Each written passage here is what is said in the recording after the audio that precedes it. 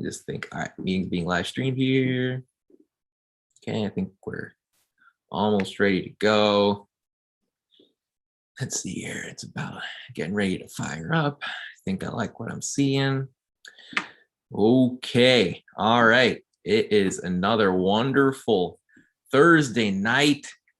The bye week is in the rear view mirror. Indiana sits at 2-3, but they have plenty of football ahead of them.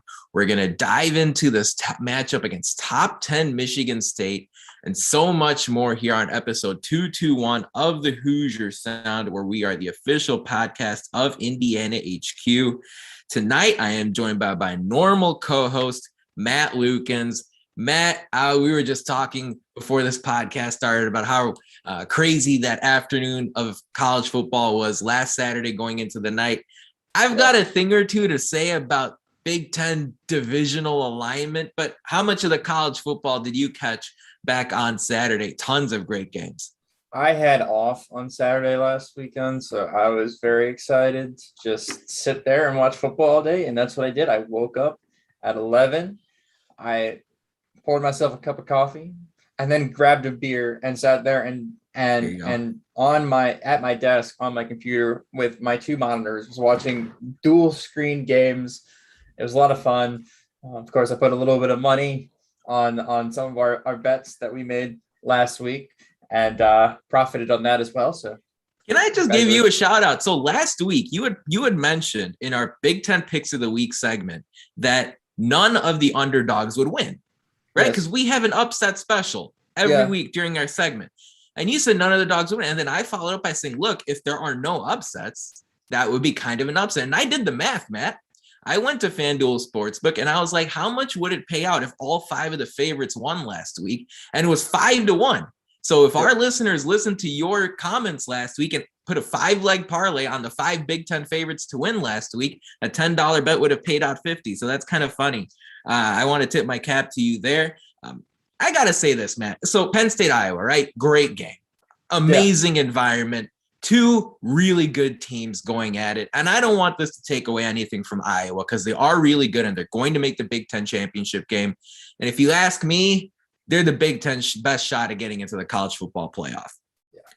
But I'm sick and tired of how absolutely lopsided the Big Ten divisions are. Like I said, nothing away from Iowa, but Penn State was going to win that game as long as their quarterback and their star defensive lineman stayed healthy.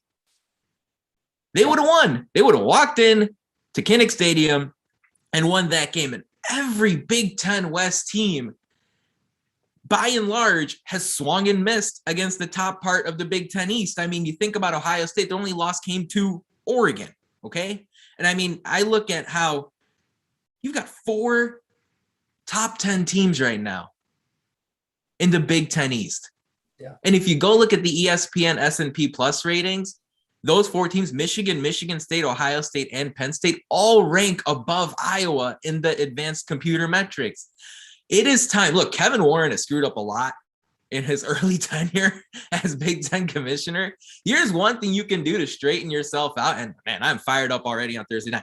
Well, here's one thing you can do to straighten yourself out. You can one win you can make is get rid of the way these two divisions are laid out right now. 100%. Either give me one big ass Big Ten conference where it's just 14 teams and you lock in, you protect 2 or 3 rivalry games and you just mix and match everyone else for the other 6 or 7, or create some sort of more balanced division alignment competitively. Like Tom Allen is never going to use that as an excuse. And frankly, I'm sure he's pumped up every year to get a couple of trips to Happy Valley or to the Big House or to the Shoe in Columbus, but it is absolutely obnoxious how misaligned these divisions are right now. I mean, right, you think about Wisconsin, they swung and missed against Michigan. They swung and missed against Penn State. You think about Minnesota, the season opener, swung and missed against the Buckeyes, and it just keeps going. Nebraska swung and missed against Michigan State, swung and missed against Michigan, and it's just, I'm sick and tired of seeing such a big discrepancy between the East and the West. But nothing's going to change for a while. So all Indiana can focus on is this matchup on Saturday against Michigan State. We're going to talk about that in just a few minutes as far as really getting into the nitty gritty. But Matt, we just came off a bye week. Yep. And it offered the Hoosiers, players and coaches, fans as well, a chance to sit back, reset, refresh. And I wanted to play a game. Okay, I wanted to play a game of buy low or sell high. There are a lot of key pieces on this Indiana roster. Going into the second half of the season with 7 games to go, which players are you buying low on? And which players are you selling high? And which players are you saying, okay, they're going to come out and have a big second half? Let's start with Indiana's quarterbacks, Matt. Whether it's Michael Penix Jr. or Jack Tuttle, Indiana's passing offense has been a mess to this point, in large part due to quarterbacks making mistakes. Are you buying low on Indiana's QBs, or are you selling high and not really expecting much improvement from them? Well, I mean, selling high would mean that there was a high. You're just getting out, you're cutting your losses. Yeah. Yeah. I mean, you would just cut your losses, I guess. And I kind of agree on that. Like, I'm not doom or gloom. I don't want to be like a gloomy guy when it comes to IU football, but let's be honest. I don't think quarterback play is getting any better this year because the play calling is going to get any better and the offensive line is going to get any better. So I'm selling high, if high could even possibly be mentioned in the style of play and level of play in which Indiana's quarterbacks have played recently. Yeah, I'm going to buy low, Matt. I'm going to be optimistic about the quarterback play here. I said on last week's podcast episode that we had that I'm sensing, and this is not official, this is purely speculation, I'm getting the sense that Indiana's at least considering, if not strongly considering, going with Jack Tuttle to start Saturday's game against Michigan State. Nothing is official. The only time anything will be official will be either during warmups if Michael Penix isn't warming up, or at kickoff if Michael Penix Jr. is warming up. But as I look at this football team, I look at a lot of opportunities. I was there in person watching from the press box against Cincinnati. I was there in person watching from the press box at Western Kentucky. And I saw receivers running routes where they got open. And I do think that the quarterback play will get better here after this week off. I hope I'm right, because if you are, there are going to be big problems for this Indiana football team going forward. The next question I have for you, Matt, buy low or sell high on Indiana's offensive line. How are you feeling about that group after the bye week? Well, Penn State and Iowa's defensive line both looked fantastic playing against each other. Yeah. We know how good both their offensive lines were. So I feel like we played 2 of the best defensive lines played so far, but we'll talk about Michigan State in a bit, but Michigan State's got a really good defensive line. As usual. Ohio State always has a good defensive line because that's just, they spawn 5-star recruits. And look, the rest of the Big Ten also isn't shabby when it comes to defense. Like Maryland and Rutgers defensive lines are actually pretty decent. So I'm going to be selling high again on the offensive line. Look, I don't see what you could have possibly done over the bye week to improve this thing because it is such a train wreck. And look, whether they schemed, they added, more tight ends, maybe added a running back in there for extra protection or whatever. That's great. But still, the offensive line is the biggest liability on this team. And that's saying something because the QBs have been dreadful, especially Penix has been dreadful. So I really am selling high. I don't see this getting any better. It's true. They have been dreadful. I'm going to use an NFL analogy, right? My NFL team, the Chicago Bears, have found ways to get improvements out of their offensive line over the course of the last few weeks. No one is saying they're great. No one is saying they're perfect, but I see some talented players in this group. Of course, you've already had your road trip to Penn State. You've already had your road trip to Iowa. The crowd noise is always a problem, and you had to adjust for that after the pandemic. Your only big noise road trip the rest of the year is to Michigan. So I think this bye week is really going to help the Hoosiers as far as communication's concerned. I like the talent in Caleb Jones. I like the talent in Matthew Bedford. I like talent in Dylan Powell. And I think this particular set of games after Ohio State especially will be a chance for them to figure things out. I do want to mention, I know numbers can be deceiving, but Indiana has only given up 5 sacks this year. Okay, so it may not be like in life. Nothing is really as bad as you think it is, and nothing is really as good as you think it is. As far as this offensive line is concerned, I don't think it's as bad. So I'm buying low. I'm getting in early, and I think they're going to protect their quarterback in the weeks to come. Am I crazy? Appreciate the optimism, but you're crazy. Matt, let's talk about Ty Freifogel. Okay, here's a receiver who came in to start the season on all the watch lists, all the NFL draft scouts' eyes were on him. As I look at Ty Freifogel this year so far, 26 catches, 272 yards, just one touchdown through the air that came against Idaho. Are you buying low or selling high on Ty Fry? Well, I like the offensive line and the quarterback play. They can't get any lower. So his performance couldn't possibly have been worse through the first couple of weeks. So I guess I'm buying here because look, I expect him to go up against some secondaries that aren't Iowa and Penn State's caliber. Ohio State's defense, their front four is really good, but their secondary is very susceptible. Michigan State is kind of the same way. Their secondary is actually better than Ohio State's in my opinion, but still, like he's going to get opportunities and looks, and hopefully he can blossom back into form. Because he's definitely been out of form for the last couple of weeks. I'm buying low again. I'm buying low again, Matt. And look, I guess we're hedging. Optimism. We're hedging our risks here on this podcast this week. I look at Indiana's schedule coming up. I said this last week. You went out and you played two of the three best non-SEC secondaries in the country in the first 3 weeks against Iowa and against Cincinnati. And just for kicks, you decided to go face another one of the 5 best non-SEC secondaries in Penn State in week 5. Yeah.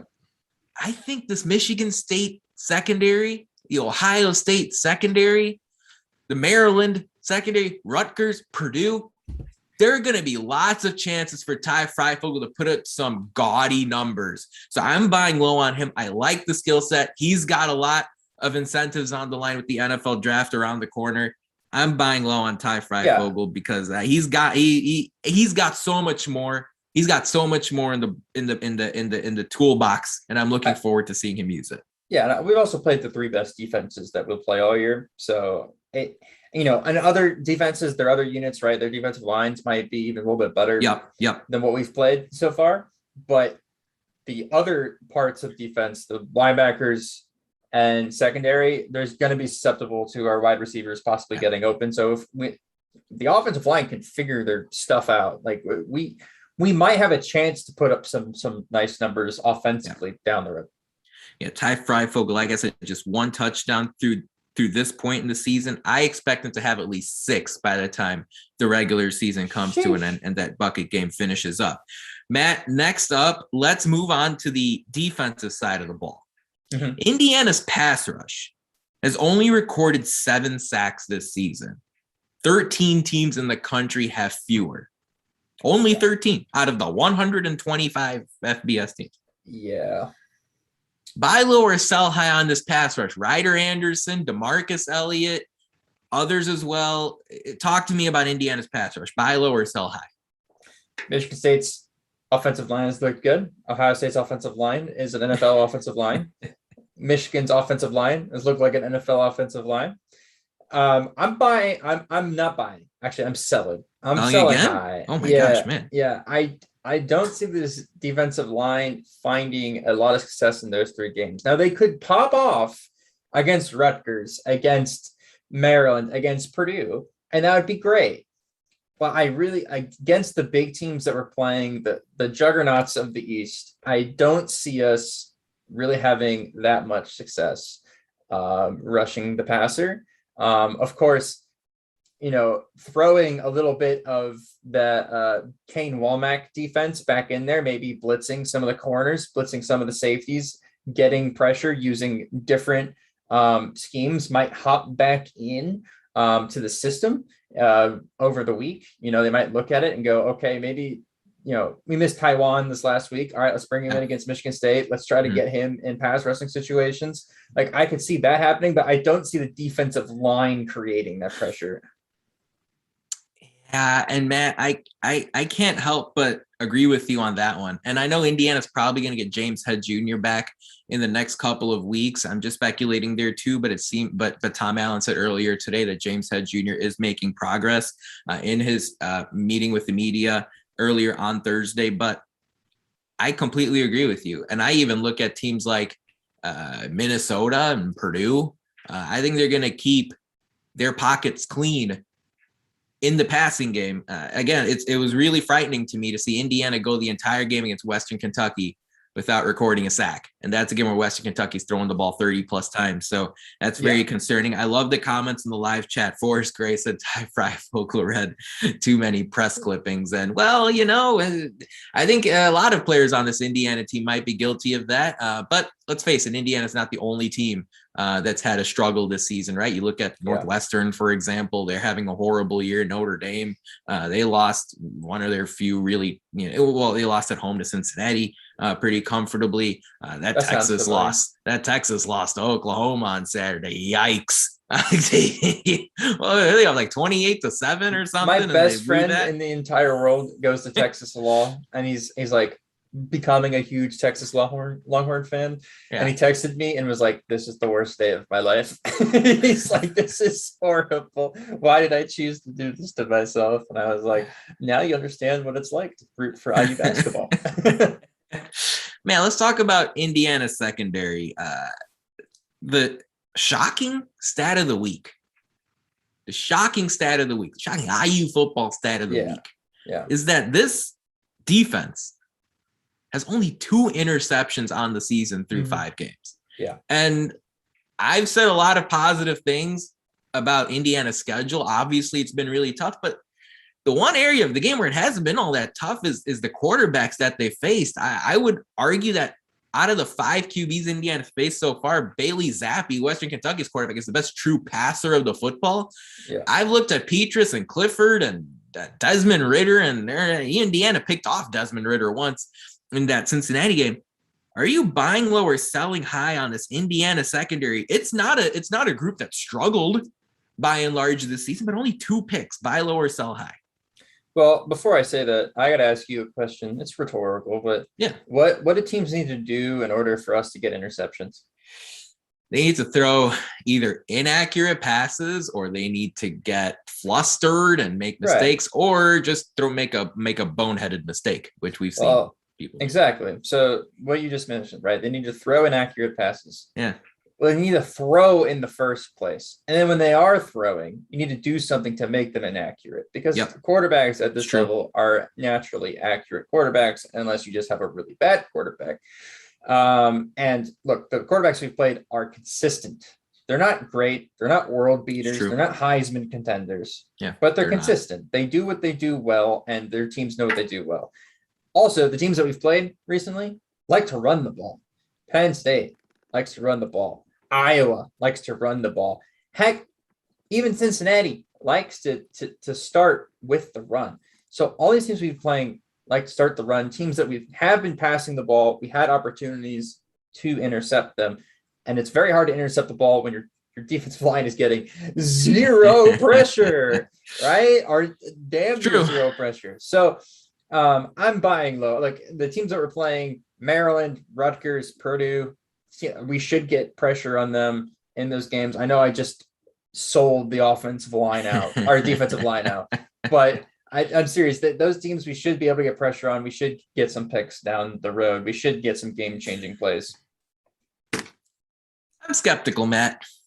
You're skeptical? I'm skeptical. Why are you skeptical? Because I look at this particular secondary at Indiana University on a defense led by Tom Allen and Charlton Warren. This isn't a run-of-the-mill defense, right? Tom Allen, since day one, has preached taking away the football from the opponent.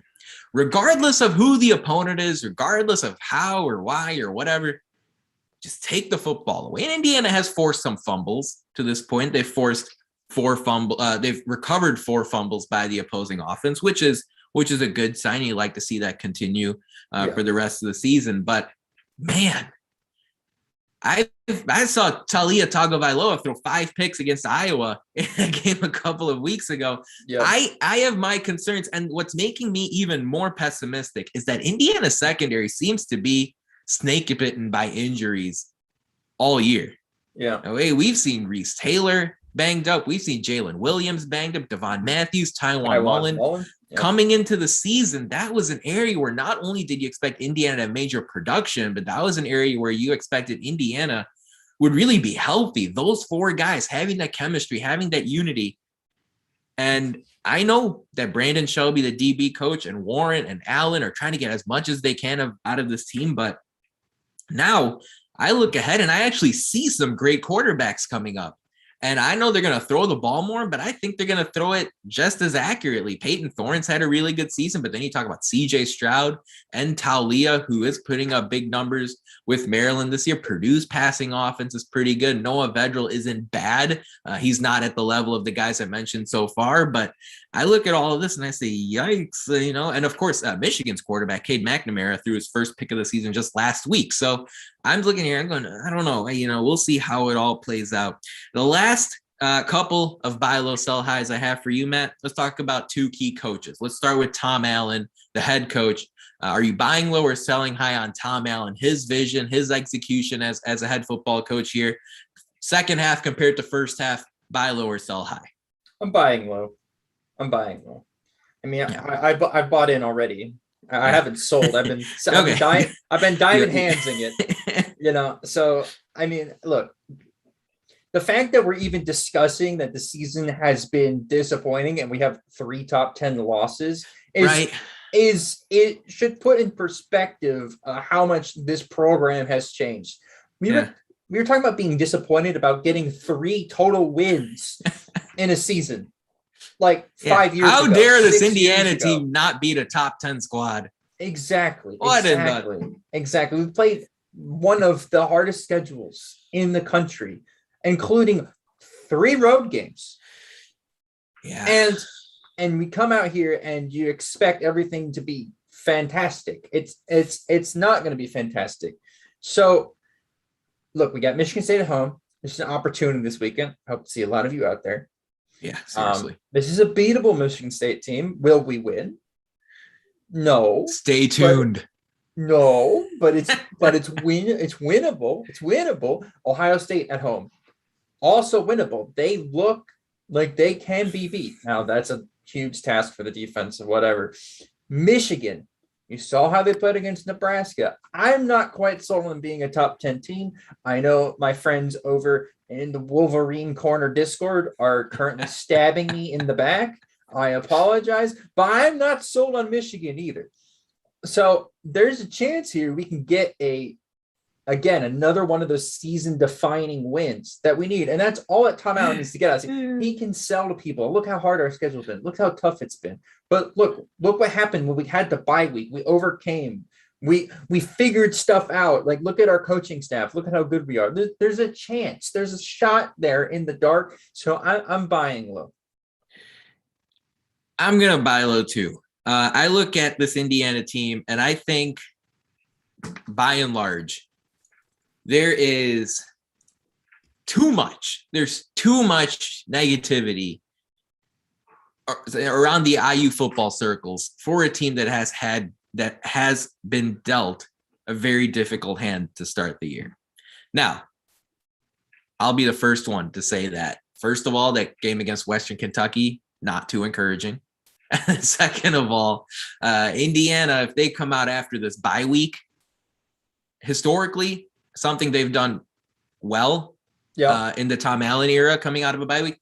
If they come out of the bye week and lay an egg at home, then I'm selling high. But right now I'm buying low. I bought some Tom Allen stock back in it's a metaphorical Tom Allen stock in 2017, 2018. And I'm doubling down here. I think Tom Allen still has the right vision for this program, still has an idea of how to do things successfully at the school. And I will say, if Indiana comes out and plays a flat game, against Michigan State like they did against Iowa and Penn State, a mistake-filled game, and the second half against Cincinnati, then we have a whole nother conversation. But I'm also buying low on Tom Allen. The last one is the guy that has really gained a lot of notoriety, if not infamy, among Hoosier fans across from sea to shining sea. Nick Sheridan, Matt. He's the most volatile stock on this football team, as far as I know. Last year, people said, "Oh, I liked what I saw out of the offense." This year, it's absolute crap. Your thoughts on Nick Sheridan? Are you buying low or selling high? I don't think at one time last year outside of the Ohio State game, I was excited from what I saw from the offense. It's you. I'm talking about the I know. general. Yeah. I'm still not excited for the offense at all. Look, his stock can't be any lower. So, as the number one Nick Sheridan hater in all of Hoosier Nation, I will continue to hate him, and I'm selling high. It's not getting any better. Look, to be fair to the guy, he's working with what has to be the worst offensive line that I've seen since I've been at IU. Like, it is that bad. They look like the matadors from Bull. Like, they look like they stand there and they wave the flag, and hopefully the flag knocks down the defender. Right? I'm not quite sold on it. Again, he's working with a quarterback that doesn't feel comfortable. Might have to be using a backup and no offensive line, but still the skill position players are too dang good for the offense to be playing like this. He has to change stuff, or else, we won't be talking about him next year. Yeah, I see comments in the live chat saying to sell at any price. Yes, precisely. I'm gonna zag when everyone's zigging. I'm not saying Nick Sheridan's going to turn into Kalen DeBoer. That's not going to happen. I'm not going to say he's going to turn into Andy Reid or whoever as far as the play caller. I mean, please do. By all means, please do. Or Steve Sarkisian. What I am saying, though, that this thing's going to get better. This thing's going to improve. Yeah. Okay, and I think it's going to improve as early as the Saturday coming up. We've seen some teams put up big numbers against Michigan State's defense. Western Kentucky did it a few weeks ago. You've seen other teams do it as well. I'm encouraged. Nebraska had a really good game up in East Lansing in prime time. I think it's going to get better. No one's saying Indiana's offense is going to be elite when it's all said and done, but I think you're going to see an offense that does a lot more than average, 3 yards a carry. And turn the ball over a bunch of times. I think it's going to get better. I think this bye week especially, right? You think about the different meetings and the different conversations this team had. I bet DeLand McCullough had a lot of input in the offense this past week or two. I bet Grant Hurd had some comments in the offensive meetings over the last couple of weeks. And of course, the big man, the big boss, Tom Allen, probably said a thing or two in order to ramp up the offense.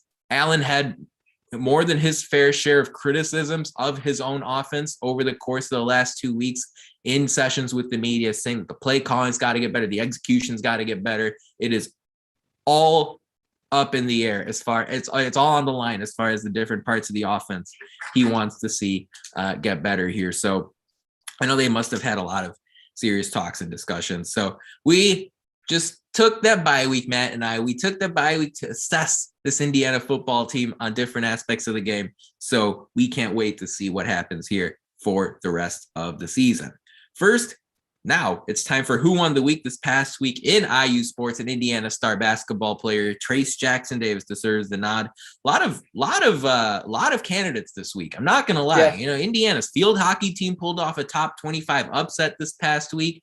Kyle Schwarber had a huge playoff series against Tampa Bay. In addition to his big wild card game performance against the Yankees and the Red Sox, now move on to the ALCS. Big performances by the Indiana men's soccer team. The women's soccer team is having a great season so far in Big Ten play, but we're going to give our nod to TJD here, named first team preseason All-American by ESPN and Dick Vitale. The others on that team, Drew Timme out of Gonzaga, Kofi Coburn at Illinois, Colin Gillespie at Villanova, as well as Buddy Boeheim on Syracuse. And that's a matchup we will look forward to in the Big Ten ACC Challenge here as Indiana heads to the Carrier Dome on November 30th. That game time, by the way, was just released. It's going to be in the early evening window of that Big Ten ACC Challenge on Tuesday night. They haven't finalized No the staying time, up late. Right. Yeah. We don't have to. Right. We can go to bed at a reasonable time. We at least, it's not at least for non-basketball related reasons. So Indiana gets that 7 or 7:30 p.m. Eastern start against Syracuse in that Big Ten ACC matchup. It should be a good one. If you'd like to subscribe to our podcast, a friendly reminder, all you have to do is search for the Hoosier Sound wherever you listen to podcasts, Spotify, Google, you name it. Stay up to date with all of our information by following us on Twitter at Indiana HQ and at the Hoosier Sound. If you enjoy our show, leave us a review, tell a friend, share our links. Your support really helps us grow this podcast and reach more passionate IU fans such as yourself.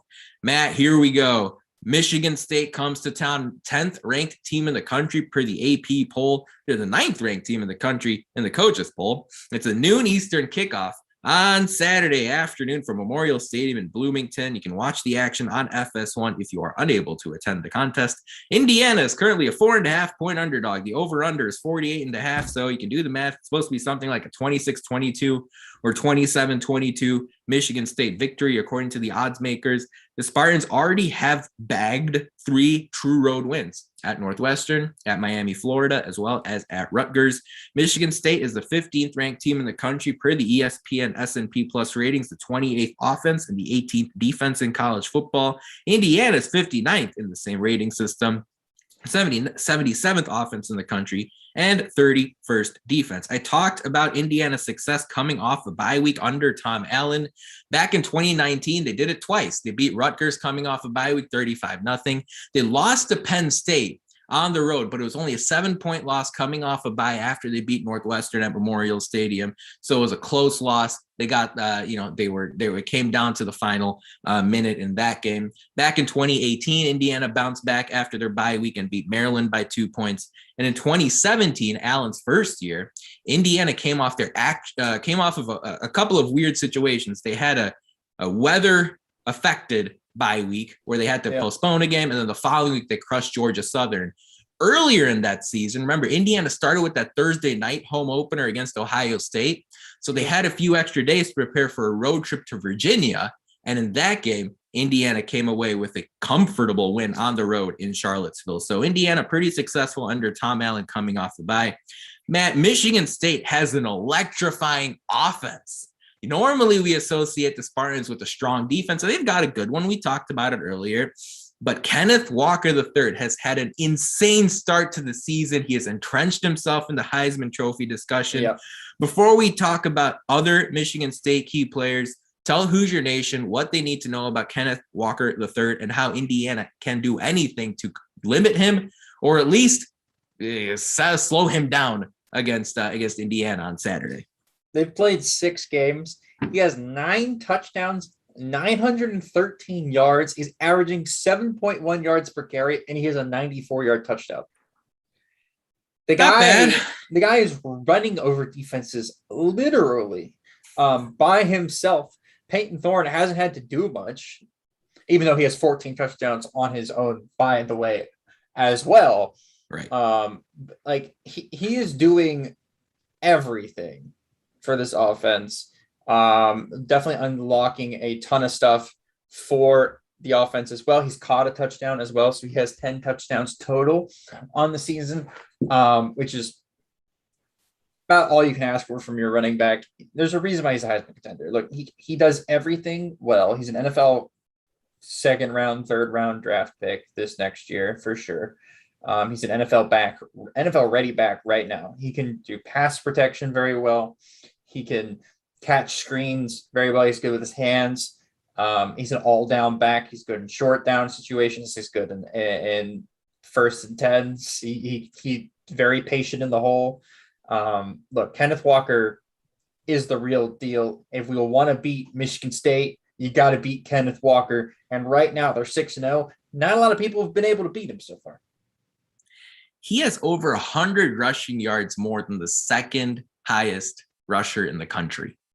That's ridiculous. These rushing yard battles, usually if you consider the entire country, it's only a few yards or a few touchdowns or whatever separating 1st place, 2nd place, and 3rd place.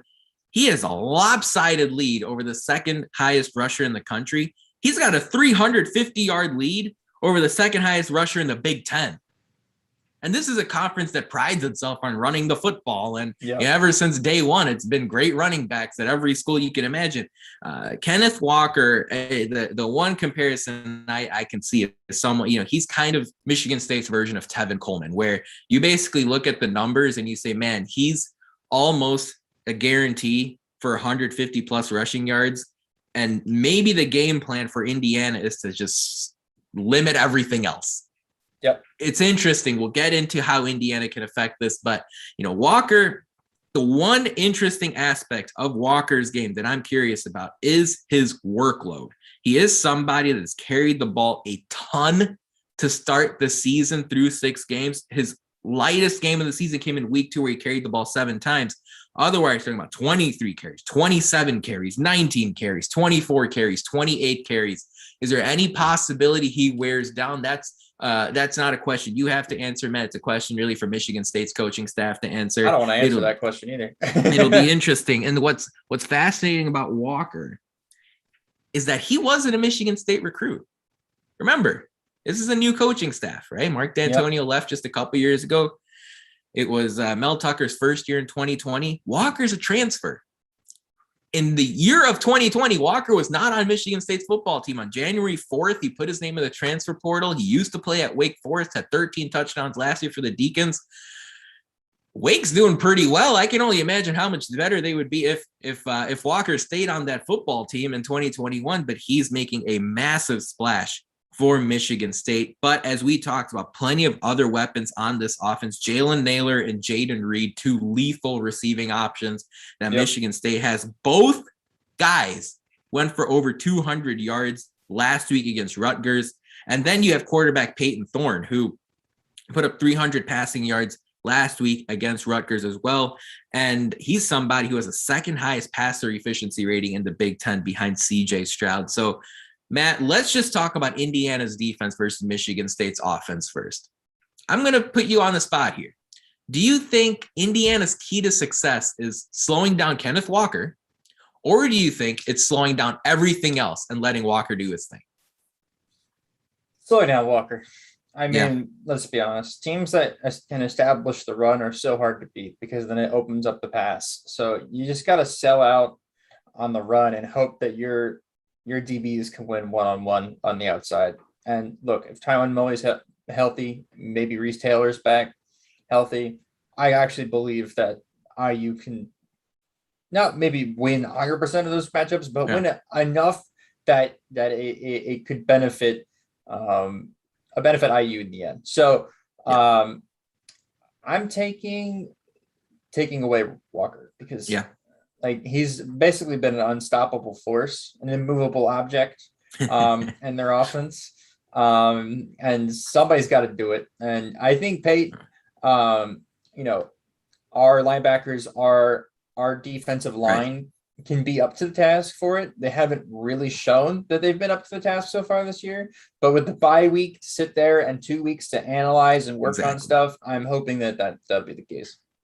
Yeah, I agree. I did misspeak just a minute ago. It was actually just Jalen Naylor who went over the 200-yard mark against Rutgers last week. Where I got confused was that it was Walker who also accumulated 200 yards through the ground, which is crazy. But I agree with you, Matt. I think slowing down Walker is the name of the game. Indiana's had some pretty good performances slowing down opposing run games to this point. They haven't done great. It hasn't been A+ by any means, but Penn State had to do a lot of work to accumulate the rushing performance they had. Cincinnati, the same deal as well. Jordan Ford wore down Indiana's defense towards the end of the game, but Indiana did a pretty good job in limiting that run game. I think the Hoosiers have enough firepower on the boundary in the secondary to slow down guys like Naylor and like Reed and like the tight ends that Michigan State has. So the focus of the game plan unquestionably really needs to be on Kenneth Walker here. The other side of the football, Matt, Michigan State's got a good defense. As we talked about, this is a team that has the 18th ranked defense in the country per the S&P Plus ratings. The key players there, Xavier Henderson. He's a safety who really likes to get into the action. He leads their team in tackles. I love their defensive line. Jacob Panashuk, he's got 4.5 sacks. Jacob Slade is a veteran on that Michigan State defensive front, and he's that run stuffer. His job is going to be to limit guys like Stephen Carr. Talk to me about what Nick Sheridan and what Indiana's offense's plan has to be going up against Michigan State on Saturday. Yeah, look, IU's offense has to score. Wow, surprise. Breaking news. Yeah, breaking news. I know. I hit you guys with only the best. Yeah, hard-hitting analysis. Yeah. Analysis for sure. But no, they have to figure out how to fix, look, the offense inside the 40-yard line. Look, you can get to the 40-yard line all you want, but you can't turn over the ball at the rate that they have been. That includes interceptions, turnovers on downs, fumbles, missed opportunities. And IU's missed a lot of them so far. And so when you look at this Michigan State team, they're dangerous on the defensive end. They have been playing pretty well. Like you said, Pandershuk and the defensive line are people to look out for. So getting the ball out early, again, whether it's Tuttle or Penix starting this week, we don't know yet. But whoever is starting this week, get the ball out of the hands early. Let the playmakers get into space. Get them out early. Short 3-4 yard plays are a win against this defense. And keeping the quarterbacks healthy and staying upright. And look, that's a tall task. It is a tall task against this defense. It's a tall task with this offensive line. But hopefully they're up to that task. It all comes down to this for me, Matt. Michigan State this year allows 3.2 yards per carry. Okay. Meanwhile, Michigan State allows 6.5 yards per attempt through the air. Okay. They have allowed 9 passing touchdowns. They've only found a way to get 4 interceptions. Meanwhile, they've only given up 4 touchdowns on the ground. Okay. So Indiana's going to have to rely on their passing game, which I know is nightmare fuel for most of you. Okay. Indiana's going to have to rely on their passing game to win. So, right, IU wins this game if they throw for over 270 passing yards. That's it. Okay, if you throw for over 270, say over 275. Throw for over 275, you win this game. And the good news for Hoosier fans, that should be a clean weather day in Bloomington on Saturday. It's going to be a little cool, but it's going to be sunny. It's going to be great weather. You don't have to be worried about any of that. Michigan State lost some key players on their defense to the NFL draft. One big-time defender on their defense the last few years you may be familiar with is Shakur Brown, who picked off Penix twice last season in East Lansing. He's made his way to the next level. 275, that's the number, okay? And by the way, Western Kentucky, a few weeks ago, I should say Western Kentucky in week 5, about 2 weeks ago, threw for 400. Oops, I just lost the number. There it is. 488 yards. Sheesh. Against Michigan State. All right. Didn't turn the ball over in the passing game for either. Almost that much against us as well. He did. That's true. But, there's more than enough film here for Nick Sheridan and for Tom Allen to look over and to find gaps in this secondary. But as you mentioned, right, the key won't really be Indiana's receivers winning their matchup. The key will be, can Indiana afford its quarterback, whoever it is, enough time to get rid of the football? That's really what all of you have to be looking out for. But one thing I did mention in our internal Slack chat from last Saturday, I remember at the start of the Texas-Oklahoma game, Texas offensive coordinator Steve Sarkisian, as well as their head coach, Blake Aller, you got it, threw a simple first down pass to the flat with his quarterback, Casey Thompson, got the ball to a receiver, the line of scrimmage, got an easy completion for his quarterback. That receiver, a freshman, took it 75 yards to the house. And I'm not saying that's what's going to happen every time you throw the ball on first down. But what I am saying is that'd be nice. There are ways to get easy completions, get your wide receivers on an island against Michigan State's defensive backs. And then you say, okay, hey, Ty Freifogel, can you make a guy miss? Hey, Miles Marshall, can you make a play against the defensive back. I remember seeing that play, and it was a touchdown scored by Xavier Worthy for Texas. Go watch it on YouTube. It was the first offensive play for Texas against Oklahoma, and that's exactly the kind of stuff I want to see Nick Sheridan scheme up against Oklahoma against Michigan State secondary on Saturday. I'm pretty excited, Matt. I think Indiana's got a good chance of winning this game. We're going to talk about our predictions here in a minute, but the final question I had for you, Matt, is as you look at this game, before we get into our predictions, give me one or two players that IU fans should be looking for to really step up if Indiana needs to pull off the upset against Michigan State, who are one or two Hoosiers that you need to see bring their A-plus game for Indiana to get the win. My first Hoosier is an entire unit, and that's the offensive line. And the second unit is whoever's playing quarterback. There you go. Yeah. I know it was a bit of a cop-out answer, but I mean, it's seriously. I don't think so. I don't think that was cop-out. I think it could have been worse. I'm going Ty Freifogel. Okay. He's got to have 100 yards through the air. And then I want to see Ryder Anderson, the defensive end for Indiana, get a sack in this game. Okay. I want to see him get a sack. I like that. I need to see Ryder. He made a huge impact play against Cincinnati. Didn't see him much against Penn State. Didn't see him much against Western Kentucky. I want to see him now having recovered after these last 2 weeks. I want to see him really put the pedal to the metal here and get a takedown of Peyton Thorne and make his life miserable on Saturday. We're going to give you a prediction in just a minute, but first it's time for a social media shout out. I wanted to tip my cap to Tom Allen, who earlier today gave some raw, thoughtful, refreshing comments on the entire John Gruden situation. I can tell you this just to give all of you who are listening a peek behind the curtain. I can guarantee, I know some of you might be a little cynical, thinking like a lot of these questions and press conferences may be pointless. They may be staged, right? They may be planted. There might be some script to it. And I'll tell you, I can guarantee you that Tom Allen was not prepared for the question that I asked him about John Gruden, and he gave an incredibly thoughtful answer, very articulate. And if Indiana's wins and losses are frustrating you, at a bottom line, just understand that Tom Allen is everything that he claims to be. It's not an act. It's not some sort of fake character he's pulling on just as a football coach, and then he goes back home and he's someone completely different. Super authentic person. And we posted the full quote of his answer on the John Gruden situation over at Indiana HQ. Also, a special announcement as far as this podcast is concerned.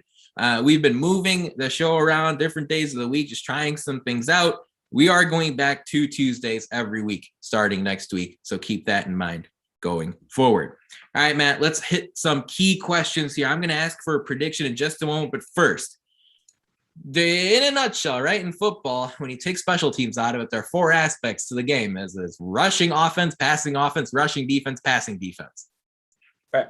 Of those four aspects, which one do you need to see IU excel at in order to win on Saturday? Got to get more out of the rushing game, I think. The passing game has been bad, but it's not been as bad as people thought. If you take the turnovers out of it, I think the output hasn't been terrible. I think rushing the ball, though, we've had to completely get rid of the run in some games. You look at the Cincinnati game in the second half, you had to completely abandon the run because you couldn't run the ball against Cincinnati, who albeit is a top 10 team, but still they don't have Power 5 athletes. So it's been a bit of an issue. Now, that's not to say Stephen Carr hasn't played well. It's more to say the offensive line hasn't had any push whatsoever. You're not getting holes. You're not giving Stephen Carr, former 5-star recruit and USC man, you're not giving him any space to work. You're giving him 2 inches to slip through to get maybe a half-yard rush. Yeah. So I'd like to see the running game kind of start to get established this game. Of course, Michigan State's defense is very strong against the run. Yep. That's all the better if we could start establishing it this game. Yeah. Well, in Indiana's offensive line, though, when I look at them, I feel like they're better in run blocking than they are pass blocking. So it'll be interesting to see how. But they're not good at either. So I mean, there was like a brief glimpse of promise against Cincinnati in that first half. I remember seeing Stephen Carr steadily getting 7, 8, 9, 10 yards. And I don't know. Since then, it's been who knows what. But to me, Matt, the big one is the passing offense. I told you what the key to the game was. You needed to see Indiana's quarterback, whoever it is, throw for 275 against Michigan State on Saturday. You've got to have an A+ passing game in order to win this one. So at least for Saturday purposes against the Spartans, got to be able to throw the ball. So I'm taking passing offense.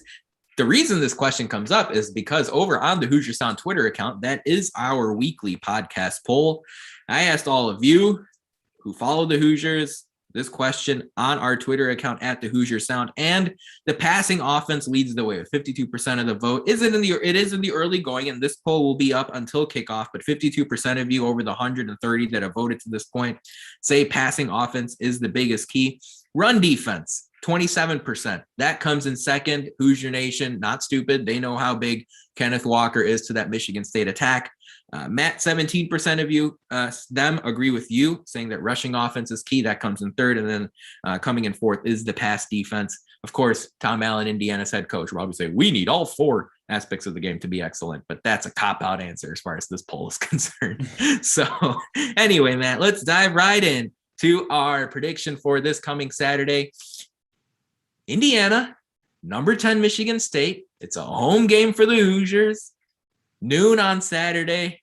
Who you got winning and by how much?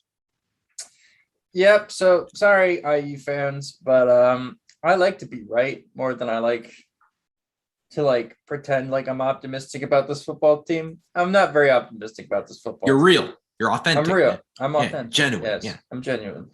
31-17, Michigan State. Real. Before I get into my prediction, I see you coming Forrest Gray in the live chat. So it's rushing defense. Yeah, that's a big key to the game coming up on Saturday without question. If you can limit Walker to pedestrian rushing numbers, and for that, really, it's like 100 yards, right? For him, like if you can limit him to 24 carries and 100 yards on Saturday, that's mission accomplished as far as the run defense is concerned. I'm feeling the upset, Matt. I'm feeling the upset. To me, Michigan State Michigan State's a team that has vastly overachieved to this point. If you ask me, they're good. They're good. They're not number 10. They're not number 9. They're not a team that is going to sniff the college football playoff when it's all said and done. Their biggest wins of the season have been against teams that have been horrible this year, right? They went on the road, won at Northwestern. People said, wow, what a win for Michigan State. Northwestern stinks. Michigan State then went on the road to Miami, said, wow, what a win for Michigan State. Miami stinks. Michigan State escaped against Nebraska at home in overtime. And frankly, against Rutgers, they made a lot of stupid decisions. And then Rutgerd, and Michigan State ended up winning by 3 scores. Okay? Michigan State, I watched a lot of that Rutgers game. And I've watched a lot of that Nebraska game. And I watched a lot of that game against Miami. I see a lot of weaknesses on this team, and I think they've vastly overachieved. I have Indiana winning. I think it's going to be a tough game, but I think Hoosiers win 24-17. I think the Indiana defense is going to make some noise. I think they're going to force some mistakes by Peyton Thorne, Michigan State's quarterback. I think they're going to limit Kenneth Walker to whatever I said earlier, some sort of average to slightly above average day. And the home crowd's going to help Indiana. This feels like a bit of a Michigan State stumbling block, right? I think Michigan State is kind of falling into the trap that Indiana fell into at the start of the year, where Michigan State's now hearing all the positive publicity that they're getting right now, and they're feeling themselves. So got the upset, Matt. 24-17. Let's go. What do you think? Optimism, but not happening. Wow. How disrespectful, man. Sorry. All right, let's dive into our final segment of this podcast episode. As I told you at the start of this recording here on this Thursday night, Matt, you crushed it with your predictions last week. And we were talking about the different things to expect last week, and a lot of them hit. And man, once again, this coming Saturday, we've got a 5-game slate, all conference games. There's only one primetime matchup, and it's Army at Wisconsin. And I said, that's not a conference game. I take that back. Army, Wisconsin, that's the one non-conference game this week. That's the only primetime game this week. I don't understand Big Ten scheduling, but whatever. Matt, as you look at this 5-game slate, this upcoming Saturday, give me a pick you like against the spread. And if you see an upset, do you have an upset special for those of us listening? Yeah, so pick against the spread. Rutgers to cover against Northwestern. Rutgers is playing at Northwestern, but they're only favored by 1.5. I like Rutgers to win that game. And then against the spread or upset, I like Army over Wisconsin. Ooh. Look, wow. That Army offense is like trying to like I don't know. It's like the brutal running version of playing Western Kentucky. Like playing them is like, I would never want IU to schedule them ever. Never, ever schedule Army. Like IU, if you're listening to me, that team needs to be. No. They're so hard. They play completely different from any other team in college football. They run a totally different scheme. They're so hard to prepare for, and they're tough. Right. Yeah. They disciplined, well coached.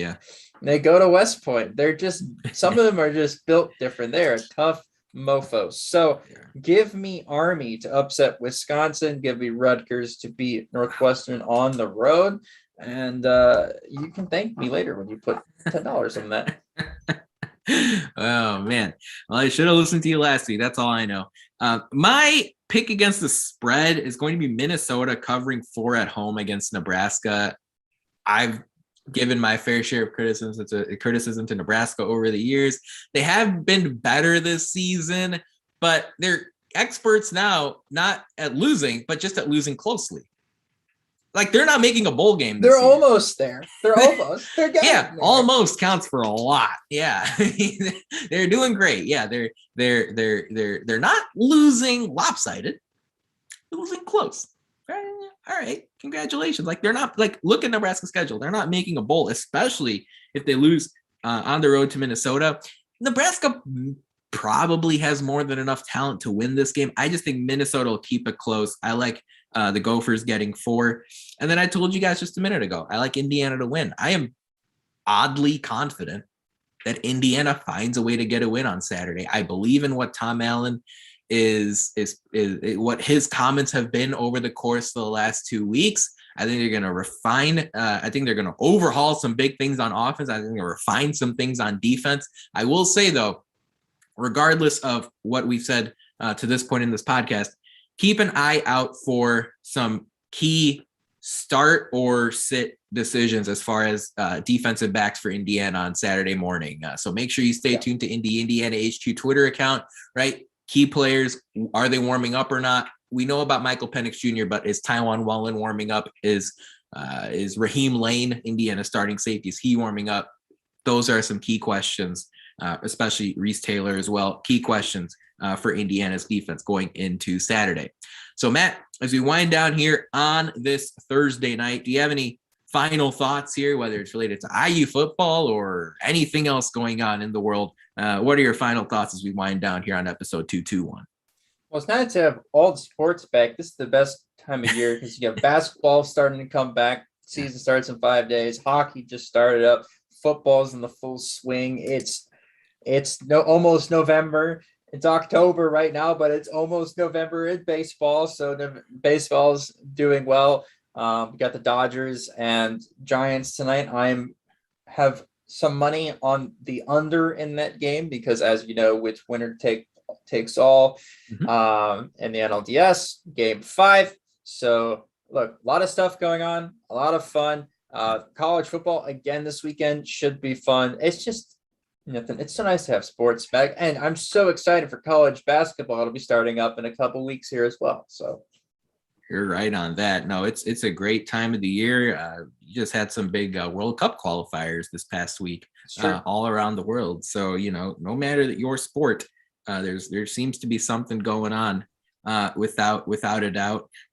As far as my final thoughts, I mean, it's going to be an interesting podcast next week, isn't it? I mean, I talked about how we're going to go on Tuesday nights from here on out, right? I mean, think of the wide range of possibilities, right? Like Indiana can do what I think they're going to do and beat Michigan State, and all of a sudden you're 3-3 with the top 10 win, and your losses are to literally the top 5 teams, top 7 teams in the country. Yeah. Is the other side of the spectrum where Indiana lays an egg at home and they fall to 1-2 at Memorial Stadium, and they fall to 2-4 on the season, and it's absolute pandemonium. We say, well, is the team even going to make a bowl game? And we're going to have a million other questions to ask. So It's incredible the range of possibilities that can get accomplished here over the next 24 to 48 hours. But I'm looking forward to seeing exactly what happens. But that about wraps it up for our 221st show of the Hoosier Sound. Thank you so much for listening and for joining us. We really appreciate your support. Thank you to our live audience. You guys are all beautiful people. To hear more fantastic episodes like the one you heard today, be sure to follow us at Indiana HQ or at the Hoosier Sound on Twitter to make sure you don't miss any in the future. You can also go to our website, indianahq.com, to find it all in one place. But as always, thank you for listening, Hoosier Nation, and we will see you next time.